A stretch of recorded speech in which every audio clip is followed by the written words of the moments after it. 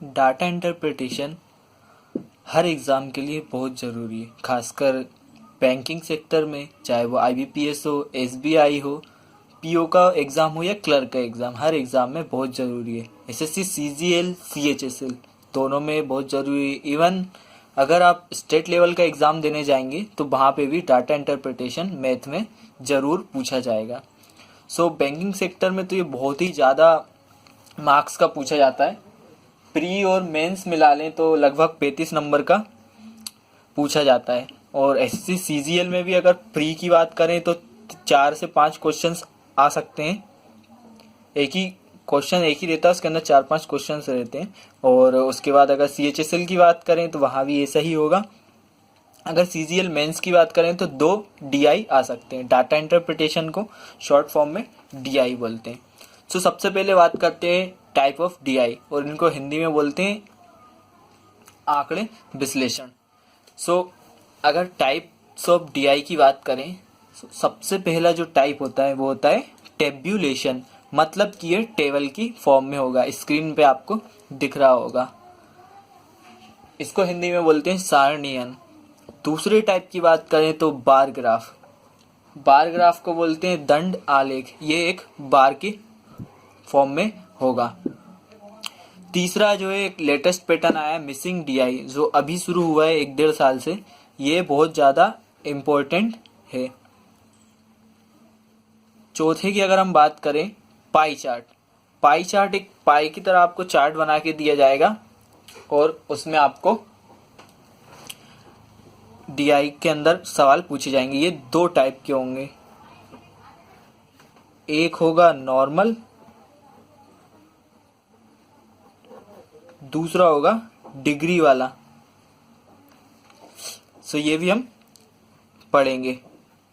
आज हम सिर्फ बेसिक देखेंगे। 5वां है लाइन ग्राफ। और 6वें की अगर बात करें तो पैराग्राफ डीआई, जिसे हम कैसलेट डीआई भी बोलते हैं। And the last we have radar diagram, या हम इसे रडार ग्राफ भी बोलते हैं। सो ये तो हुई बेसिकली 7 टाइप की बात, जो हम एक एक करके हर ट्यूटोरियल में पढ़ते जाएंगे और हम ज़्यादा से ज़्यादा इनका क्लियर करने की कोशिश करेंगे। सो डाटा इंटरप्रिटेशन का यूज़ कहाँ होता है? देखिए, बैंकिंग सेक्टर में जब भी आपसे कुछ प्रेजेंटेशन मांगा जाता है, या जब भी जहाँ आपको आंकड़े दिखाने होते हैं, डाटा प्रेजेंट करना पड़ता है, तो वहाँ डीआई की बात होती है। बड़े स्तर पर अगर बात करें तो मान लीजिए आपको देश के लिए बात करनी है, तो आप परसेंटेज में या फिर टेबल के फॉर्म में आप उन्हें दिखाते हैं। सो वहाँ पे डीआई का यूज़ होता है।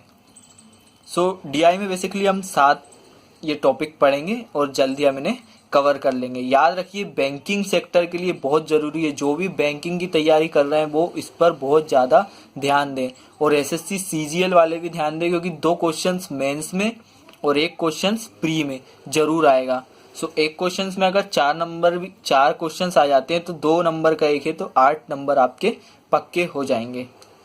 ठीक है फ्रेंड्स, तो अब हम इनका बेसिक पढ़ते हैं। डाटा इंटरप्रिटेशन करने के लिए बेसिक्स ज़रूरी हैं। जो 4 टॉपिक्स के बेसिक्स लगते हैं उनमें है परसेंटेज है, एवरेज है, एंड रेशियो प्रोपोर्शन है, और प्रॉफिट एंड लॉस है। सो इन्हीं के बेसिक्स लगेंगे। जिनको ये आता है बहुत अच्छी बात है, जिनको नहीं आता है उनके लिए आज हम थोड़ा बेसिक क्लियर कर दें। सो टाइप्स की बात अगर हम बेसिक्स पे आए तो परसेंटेज में सबसे पहले अगर परसेंटेज की बात करें तो परसेंटेज में कुछ फॉर्मूले होते हैं, उन्हें हमें पढ़ना होता है। अगर मान लीजिए किसी चीज़ का परसेंट निकालना है, मान लीजिए x का परसेंटेज निकालना है, सो आप x का परसेंटेज कैसे निकालेंगे?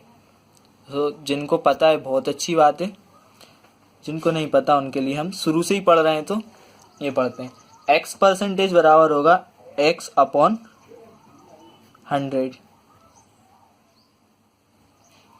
यानी कि अगर हमें किसी चीज़ का परसेंट निकालना हो तो हम उसमें सिंपली x का परसेंट कितना होगा, x/100, मतलब 100 से डिवाइड कर देते हैं। आगे और देखते हैं, यहाँ पे कुछ वैल्यू हम याद रख लेते हैं या पढ़ लेते हैं जो हमारे आगे के लिए बहुत ज़रूरी है। 25% कितना होता है? अब इसको मैं थोड़ा सा क्लियर कर दूं।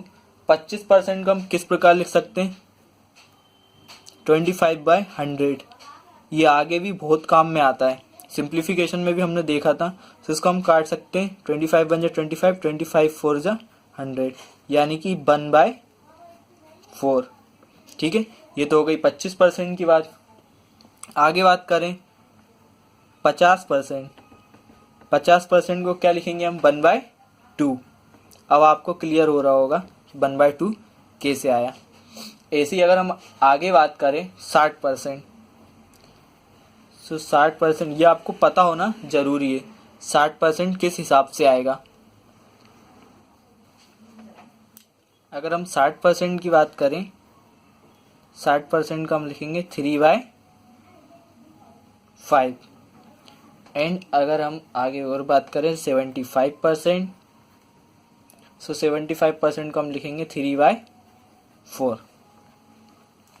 3/4 लिखेंगे। और 100% को हम, जो लास्ट है वो 1 होता है। ठीक है, ये आपको इतना पता होगा, जिनको नहीं पता है उनको मैंने बता दिया है। सो ये तो हो गई वैल्यूज़ की बात। अगर अब हम बात करें फॉर्मूलेस की, सो फॉर्मूलेस भी कुछ लगते हैं। उससे पहले मैं आपको बता दूं, जो भी ये ट्यूटोरियल पहली बार देख रहे हैं वो हमारे चैनल को सब्सक्राइब कर लें। मेरा नाम है हिमांशु तिवारी, और जैसा कि हमने हमारे कुछ और ट्यूटोरियल्स में कुछ और टॉपिक डिस्कस किए थे, तो आज का हमारा टॉपिक है DI। सो फ्रेंड्स, जिन्होंने सब्सक्राइब कर लिया है उनका बहुत बहुत धन्यवाद, और जिन्होंने नहीं किया है कृपया करके कर लीजिए, ताकि हम आगे और भी वीडियोस ला सकें। और अगर आपको वीडियो पसंद आए तो लाइक कीजिए और सब्सक्राइब शेयर कीजिए। तो आगे बढ़ते हैं और हम फॉर्मूलेस की बात करते हैं। सबसे पहला जो फॉर्मूला आता है वो होता है परसेंटेज मोर, या इसे बोलते हैं परसेंटेज वृद्धि। वहाँ पे जो DI का क्वेश्चंस रहेगा, वहाँ पे आपसे पूछेगा कि इस साल में, इस साल के मुकाबले कितने % की वृद्धि हुई है। सो इसका एक सिंपल सा फॉर्मूला बना के रखा है, आपको पता भी होगा, G-S/S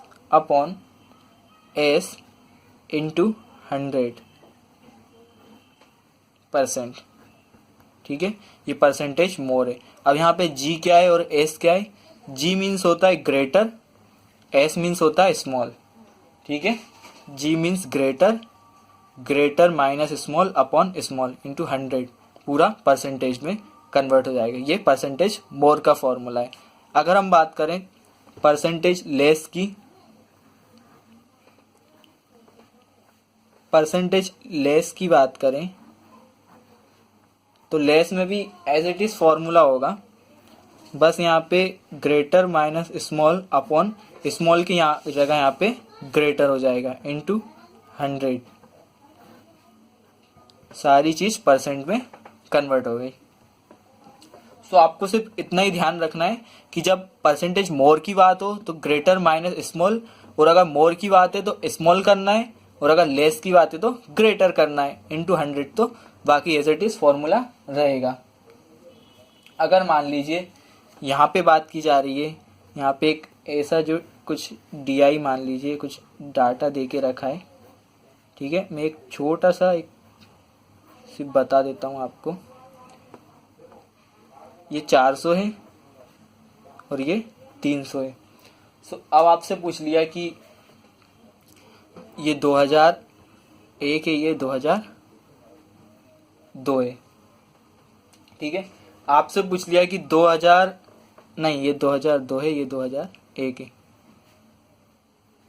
2001 से 2002 के बीच में कितनी वृद्धि हुई है, या कितना परसेंटेज मोर का फॉर्मूला होएगा। सो अगर हम देखें, इसको सॉल्व करेंगे, सो ग्रेटर कौन सा है? 400 माइनस स्मॉल कौन सा है? 300 अपॉन स्मॉल कौन सा है? 300 इंटू 100, पूरी चीज परसेंट में कन्वर्ट। सो यहाँ पे कितना बचेगा? 100। ठीक है, यहाँ पे 300 इंटू 100, 20 से 20 कैंसिल, 100/3 मतलब 33 0.33% लगभग यहाँ पे बचेगा। ठीक है, सो ये तो थी सिर्फ परसेंटेज मोर की बात। ऐसे ही हम आगे और भी देखेंगे। परसेंटेज लेस में भी ऐसा ही कुछ है। ठीक है, सो परसेंटेज लेस भी ऐसे ही निकलेगा। जब हम सवाल करेंगे सो हर एक चीज़ क्लियर करते हुए चलेंगे। अब हम आगे बात करते हैं तीसरा फॉर्मूला। तीसरा बहुत ही मेन फॉर्मूला है। तीसरे फॉर्मूले की अगर हम बात करें सो थर्ड है जो A is how much % of B। Hindi में अगर हम बात करें तो A B का कितना प्रतिशत है, ये जरूर पूछता है क्वेश्चंस DI में। जो हम जो 4 टॉपिक पढ़ते हैं उसके अंदर परसेंटेज के अंदर ये बहुत ज़्यादा इम्पोर्टेंट है। ठीक है, स्टार लगा दिया है। सो ये तो हमें पढ़ना बहुत ज़्यादा ज़रूरी है। अब देखते हैं, इसका फॉर्मूला होता है A/B × 100। पूरी चीज़ परसेंटेज में कन्वर्ट हो गई। अब मान लीजिए, ठीक है, ये कैसे हुआ, एक एग्ज़ाम होता है, उसमें 600 नंबर का पेपर है, स्टूडेंट लाया है 360 नंबर। सो अब आपको बताना है कि कितना परसेंट वो लाया या A/B का कितना परसेंट है। ठीक है, सो सिंपल फॉर्मूला है A/B, यानी कि A कितना हो गया 360/B 600। याद है बचपन में जब हम फॉर्मूले से निकालते थे या हम परसेंटेज निकालते थे अपने 600 में से, सो किस प्रकार से हम परसेंटेज निकालते थे। सो वो यही है, 20 से 20 कैंसिल, 6 6 36 0। सो सिंपली 60% आ गया हमारा। सो आपको सिर्फ यही याद रखना है कि जब भी बात होगी किसी परसेंटेज का, कितना परसेंटेज वो है, A is how much % of B, A/B का कितना प्रतिशत है। सो वहाँ हमारा फॉर्मूला रहेगा A/B × 100%। सो परसेंटेज में बेसिकली 3 ही जो हमारे फॉर्मूले लगेंगे जो हमने पढ़े हैं। पहला फॉर्मूला है हमारा परसेंटेज मोर, जो कि ये greater minus small upon small into 100, ये वाला। सेकंड है हमारा परसेंटेज लेस, उसमें फॉर्मूला है greater minus small upon greater into 100। तीसरा है A/B का कितना प्रतिशत है हिंदी में, इंग्लिश में A is how much % of B, तो इसका होगा A/B × 100%। सो ये 3 फॉर्मूले आपको याद रखने हैं। या आप अपनी फॉर्मूलेस की जो आप कॉपी बना रहे हैं, जो एक अलग से होती है, शायद मैंने बताया होगा, नहीं बताया तो मैं आपको बता देता हूँ। आज आप एक फॉर्मूले की अलग से कॉपी बना के रखिए, जिसमें आप सिर्फ फॉर्मूले और आपकी जो ट्रिक्स हैं, ये जो आप टिप्स लिखते हैं वो ही लिखें। ठीक है, मैं आपको अगले ट्यूटोरियल में बताऊँगा कि मेरे पास कौन सी कॉपी है। ठीक है, सो आगे बढ़ते हैं। ये तो था हमारा पहला परसेंटेज का बेसिक। ठीक है, ये हमने कवर कर लिया। अब आ जाते हैं दूसरे पे। दूसरे पे अगर हम बात करें तो सबसे पहले आएगा हमारा profit and loss. Profit and loss भी बहुत ज़रूरी है। प्रॉफिट एंड लॉस से भी क्वेश्चंस पूछे जाते हैं। ठीक है, तो 2 चीज़ इसमें बहुत आसान होती है, एक एवरेज और एक ratio and proportion. Profit and loss की बात करें तो प्रॉफिट एंड लॉस में आपको 2 चीज़ें तो पक्का पता होंगी। ठीक है, एक तो कॉस्ट प्राइस यानी कि CP। ठीक है, CP यानी कि कॉस्ट प्राइस, हिंदी में इसे बोलें तो क्रय मूल्य। ठीक है, हिंदी में भी मैं लिख देता हूँ ताकि जो हमारे हिंदी वाले स्टूडेंट हैं वो परेशान ना हो। दूसरी चीज़ होती है सेलिंग प्राइस, इसको हम बोलते हैं विक्रय मूल्य। ठीक है, अब हिंदी में मैंने क्यों लिखा है वो मैं आगे बताऊंगा। ठीक है, सो कॉस्ट प्राइस और सेलिंग प्राइस, जो चीज़ हम खरीदते हैं वो कॉस्ट प्राइस होती है, जो चीज़ हम बेचते हैं वो सेलिंग प्राइस होती है, विक्रय मूल्य, नाम से ही जैसा पता चल रहा है। सो अगर हम बात करें सो फर्स्ट फॉर्मूला देखते हैं। पहला जो हमारा फॉर्मूला है बेसिकली वो है प्रॉफिट। P से हम प्रॉफिट को दर्शाते हैं। सो प्रॉफिट बराबर, अगर आपको फ़ायदा पहुंचाना है। जिन्होंने ये चारों टॉपिक पढ़े उनको तो बहुत इजी लग रहा होगा, शायद वो दोहराते जा रहे होंगे। प्रॉफिट बराबर selling price minus cost price, ठीक है, ये होता है प्रॉफिट। मतलब कि जो चीज़ हमने बेची है उसमें से हम जो चीज़ हमने खरीदी थी उसका प्राइस घटा देंगे तो प्रॉफिट हो जाएगा। यही अगर हम करते हैं ना, अगर मान लीजिए आप 10 रुपये में कोई सी चीज़ खरीदते हैं, 10 रुपये में एक पेन खरीदते हैं, तो अगर हम इस पेन का प्रॉफिट निकालना है तो हम प्रॉफिट कैसे निकालेंगे? जितने में हमने खरीदी है उससे सामने रखेंगे और जितने में हमने इसे बेची है, जितने में हमने बेची है उसे लिखेंगे और जितने में हमने खरीदी थी उसको माइनस कर देंगे, सिंपल, ठीक है। दूसरे की अगर हम बात करें तो ये लॉस, हिंदी में प्रॉफिट को बोलते हैं लाभ और इंग्लिश में बोलते हैं प्रॉफिट, और हिंदी में लॉस को बोलते हैं हानि और इंग्लिश में लॉस। सो इसका ठीक उल्टा cost price minus selling price. फॉर्मूले भी रटने की ज़रूरत नहीं है, ट्रिक्स हैं जो उनसे ही आपको पता चल रहा है। सो लॉस का भी सीधा सीधा फॉर्मूला है cost price minus selling price, ठीक है, हानि के लिए। अब इसमें बात आती है प्रॉफिट परसेंट की, ठीक है। प्रॉफिट परसेंट की अगर हम बात करें, तीसरा फॉर्मूला जो हम देखें, यहाँ पे हम परसेंट वाले फॉर्मूले लिख लेते हैं, ठीक है। प्रॉफिट परसेंट, अगर हमें प्रॉफिट परसेंट में चाहिए सो कैसे निकलेगा? सिंपल है, हमने प्रॉफिट परसेंटेज वाला भी फॉर्मूला पढ़ा था पहले, उसी फॉर्मूले को मॉडिफाई कर दिया गया। Profit upon cost price into 100, ये पूरी चीज परसेंट में आ गई। यानी कि अगर आपको किसी वस्तु का अगर परसेंटेज प्रॉफिट निकालना है, प्रॉफिट परसेंट निकालना है, तो सिंपल सी बात है, आप उसका प्रॉफिट लिखेंगे, अपॉन में उसकी कॉस्ट प्राइस लिखेंगे, इनटू 100 कर देंगे, तो पूरी चीज प्रॉफिट परसेंट में कन्वर्ट हो जाएगी। फोर्थ हम देखते हैं, अब प्रॉफिट परसेंट निकाला है, ऐसे ही लॉस परसेंट निकालेंगे। सो लॉस परसेंट में भी कुछ नहीं है, लॉस परसेंट भी सीधा है, ये यहाँ लॉस आ जाएगा, यहाँ पे कॉस्ट प्राइस आ जाएगी, दोनों ही कॉस्ट प्राइस पे होते हैं, अपॉन 100 और इनटू 100, पूरी चीज़ परसेंटेज में।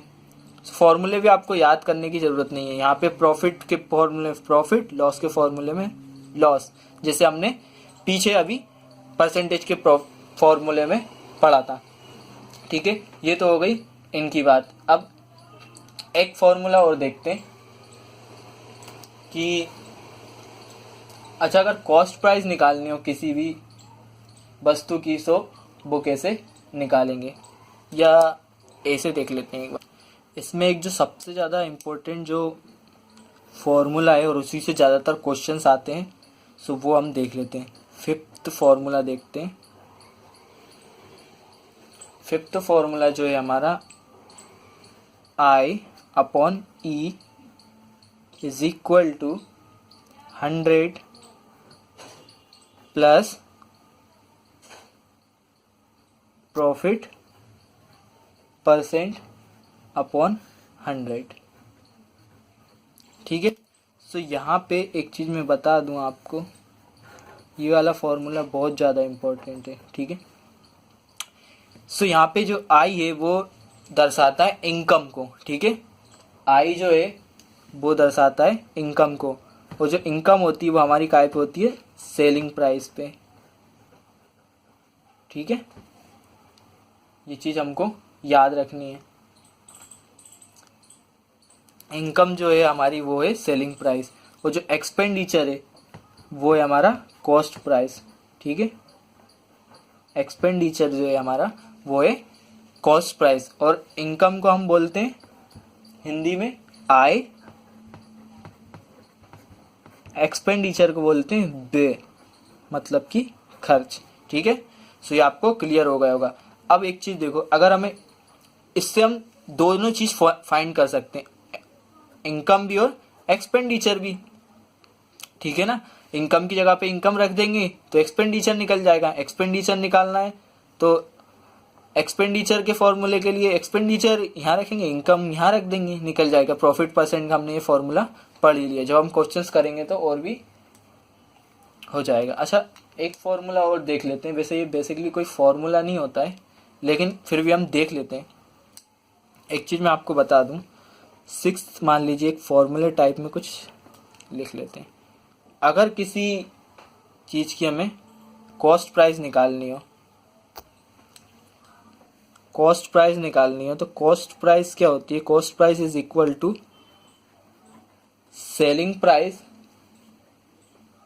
अपॉन 100 प्लस माइनस जो भी हो profit percent upon loss percent. ठीक है, प्रॉफिट हुआ तो प्लस, लॉस हुआ तो माइनस, इनटू 100। सो ये हमारी कॉस्ट प्राइस निकल जाएगी। ठीक है, अब सेलिंग प्राइस निकालना है तो ऐसी सेलिंग प्राइस इधर रहने दो, बाकी सब यहाँ ले जाओ। देखो सेलिंग प्राइस का ही फॉर्मूला आपको याद नहीं करना। ठीक है, सेलिंग प्राइस इधर, ये सब ऊपर चला गया। तो ये कैसा हो जाएगा? CP into 100 plus profit percent plus minus profit percent slash loss percent upon ये वाला 100 नीचे आ जाएगा। ठीक है, तो सिर्फ आपको ये फॉर्मूले याद रखने। ठीक है, तो हमने कितने यहाँ पे 7 फॉर्मूले देख लिए, लेकिन बेसिकली जो हमारे 5 ही काम के, और ये तो हम आगे देखेंगे कि कैसा इनका जो इम्प्लीमेंटेशन होता है वो बहुत जरूरी है। आप किस प्रकार से फॉर्मूले को अप्रोच करते हो और लगाते हो। अब हम आगे आते हैं ratio and proportion. Ratio and proportion सबसे इजी, लेकिन जिसको नहीं आया वो सबसे ज़्यादा इसमें अटक जाता है। ठीक है, रेशियो एंड प्रोपोर्शन को हिंदी में बोलते हैं अनुपात एवं समानुपात। अब मान लीजिए ये बॉय है, ये गर्ल है। ठीक है, बॉय एंड गर्ल का रेशियो दिया है 150 रेशियो 60। ठीक है, तो सिंपल सी बात है, हम इन्हें कितना सिंप्लीफाई कर सकते हैं देखते हैं। 0 से 0 गया। ठीक है, देखो 3 के पहाड़े में 15 भी आता है और 3 के टेबल में 6 भी आता है। 3 5 जा 15, 3 2 जा 6, कितना आ गया 5 रेशियो 2। ठीक है, ये तो सिंपल सा रेशियो था। रेशियो में सबसे बड़ी बात जो आती है वो आती है डिस्ट्रीब्यूट रूल की। ठीक है, कौन सा रूल? डिस्ट्रीब्यूट का रूल।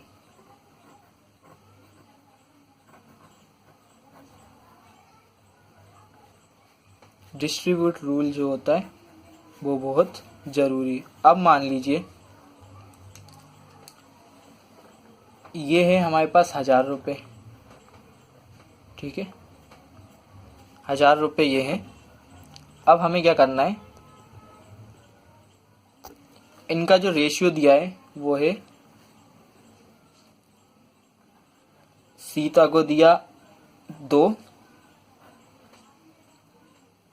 मीना को दिया 3 एंड गीता को दिया 5। ठीक है, 2 रेशियो 3 रेशियो 5। अब ये डिस्ट्रीब्यूट का रूल लगा के अगर हमें सीता की वैल्यू निकालनी हो कि सीता को कितना मिला यहाँ से, ठीक है, तो हम कैसे निकालेंगे?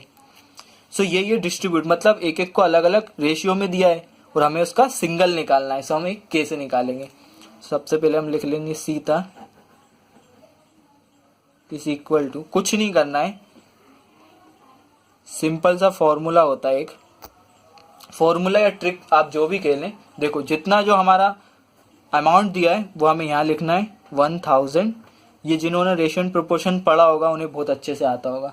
1000 अपॉन तीनों का सम, 5 3 और 5 8 2 10, या 2 3 5 और 5 10 इनटू जिसका निकालना हो उसका वो हम लिख लेंगे, जिसका भी निकालना हो उसका हम संख्या लिख लेंगे। सीता का निकालना है, सीता का कितना है 2, तो 2 यहाँ लिख लिया। ठीक है, डिवाइड कर दो, कितना हो गया 200। ठीक है, अब मान लो एक और देख लेते हैं, गीता का निकालना है। ठीक है, गीता का निकालना है ये वाला, सिंपल है, जितना अमाउंट है उतना ऊपर 1000 एंड नीचे टोटल उनका इंटू जिसका निकालना उसका 100, कितना आ गया 300। ठीक है, सो बेसिकली यही फॉर्मूला होता है। अब हम एक चीज और देख लें अगर इसमें, सो आपको बस ये इतने फॉर्मूले याद रखने हैं और एवरेज का तो आपको फॉर्मूला पता ही होगा। अच्छा, ये इम्प्लीमेंट कैसे होता है वो हम देख लेते हैं जरा। मान लीजिए ऐसा आपको DI दे दिया, पाई चार्ट दे दिया, एक लगभग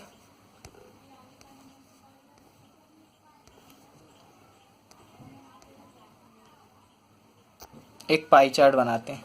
ठीक है, छोटा सा, दूसरे पेज पे देखते हैं। ठीक है, एक ऐसा आपको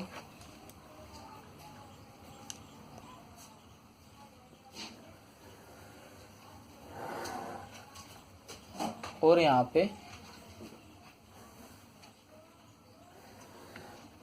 4 स्टेट ले लेते हैं, MP, छत्तीसगढ़, गुजरात एंड राजस्थान। ठीक है, अब यहाँ की टोटल जो पॉपुलेशन है, ठीक है, समय ज़्यादा हो रहा है सो जल्दी में कोशिश कर रहा हूँ। 1 लाख पॉपुलेशन है।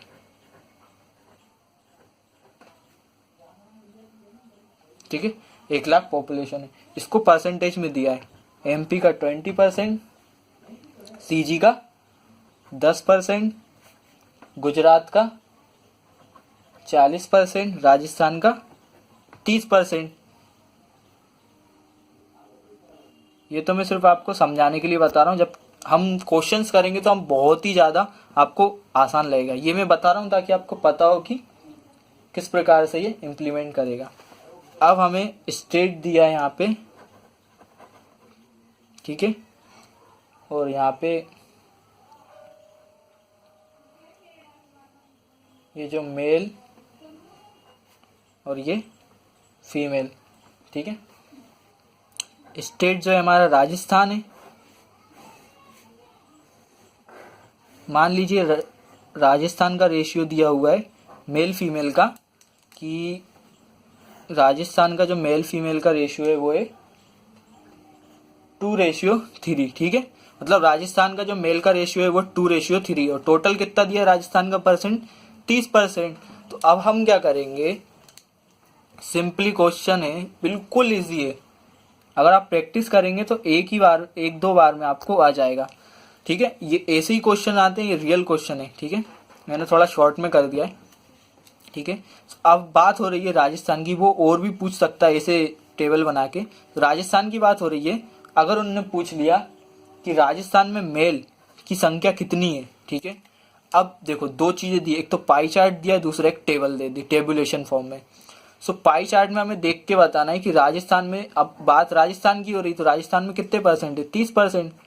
राजस्थान के 30% में कितने मेल हैं। ठीक है, पहली बात तो परसेंट और फिर उसके ऊपर से रेशियो दिया हुआ है। ठीक है, सिंपल सा है, हम कुछ नहीं करेंगे, हम लिखेंगे राजस्थान के मेल। अब हमें किसी पे ध्यान नहीं देना है, इतना सब हमें कवर करके रखना है। ठीक है, छुपा के रखो ये सब, हमें सिर्फ ध्यान देना है किस पे, राजस्थान पे। ठीक है, सो राजस्थान के मेल पे, तो मेल अभी हमने पढ़ा था, टोटल हम लिखेंगे ऊपर, टोटल कितने दिए, 1 लाख। ठीक है, 1 लाख ही दिए ना, तो 1 लाख का 30%। ठीक है, क्योंकि अब बात तो हम 30% की कर रहे हैं। आप ये मत कर देना कि 1 लाख दिया तो सर ने बोला था पूरा लिखना है। ठीक है, यहाँ पे 30% की बात हो रही है, हम सिर्फ 30% के अंदर, एक बात तरीके से बोले तो हम सिर्फ 30% के अंदर ही खेलेंगे। अगर आपसे बोल दिया, जब मैच होता है क्रिकेट मैच, तो एक जो पावर प्ले चलता है, सो सर्कल के अंदर ही रहते हैं ना सब खिलाड़ी, सर्कल के अंदर ही खेलते हैं। सो यही एक चीज है कि यहाँ की फील्ड जो सर्कल के अंदर दी रहती है, वैसे ही हम सर्कल के अंदर, हमारा इतने के अंदर कितना है, 30%। तो 1 लाख का 30% 30,000, तो टोटल में कितना लिखेंगे, 30,000।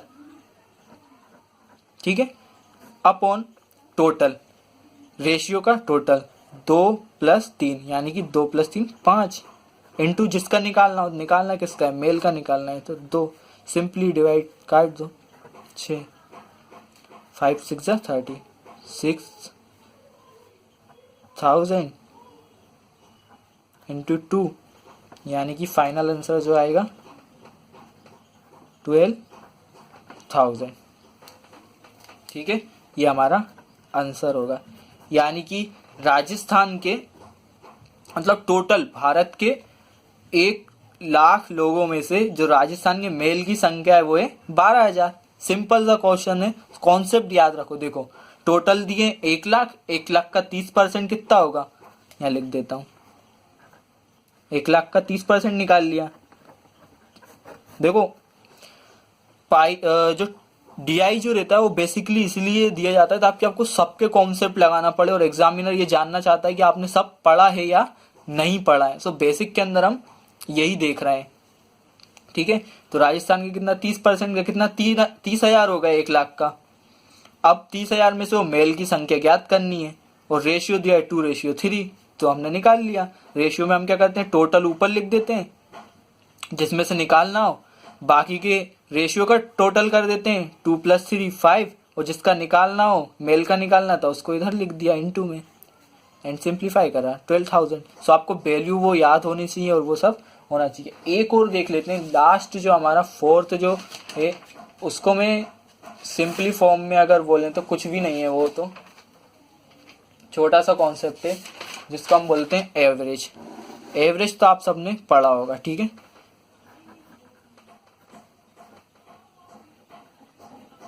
एवरेज को अगर हम बोलें तो इसका फॉर्मूला क्या होता है, सम ऑफ ऑब्जर्वेशन या सम ऑफ नंबर, जो भी आप समझे। ठीक है, डिवाइड में टोटल नंबर ऑफ ऑब्जर्वेशन। ठीक है, ये फॉर्मूला होता है।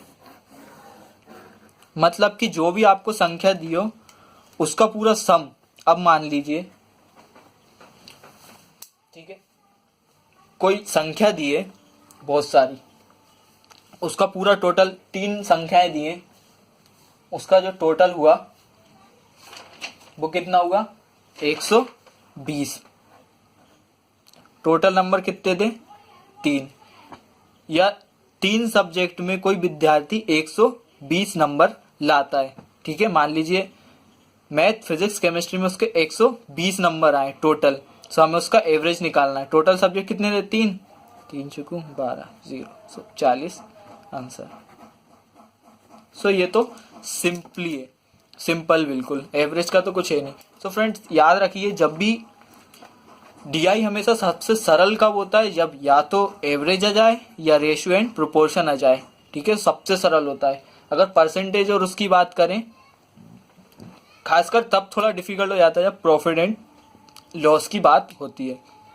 सो हम उसे भी इजी मेथड से समझ लेंगे और हम धीरे धीरे करके आगे बढ़ के सातों जो हमारे 7 प्रकार के DI हैं उनको क्लियर कर लेंगे। सो फ्रेंड्स, अगर आपको ये वीडियो पसंद आया हो तो प्लीज़ सब्सक्राइब करें हमारे चैनल को और लाइक करें, और आपकी अगर कुछ राय है तो नीचे कमेंट बॉक्स में लिख सकते हैं, पर प्लीज़ थोड़ा सोच समझ के लिखिएगा। Don't use bad language. Okay friends, so thanks for watching. और आप हमारे फेसबुक के ग्रुप से भी जुड़ सकते हैं, लिंक डिस्क्रिप्शन में दिया हुआ है।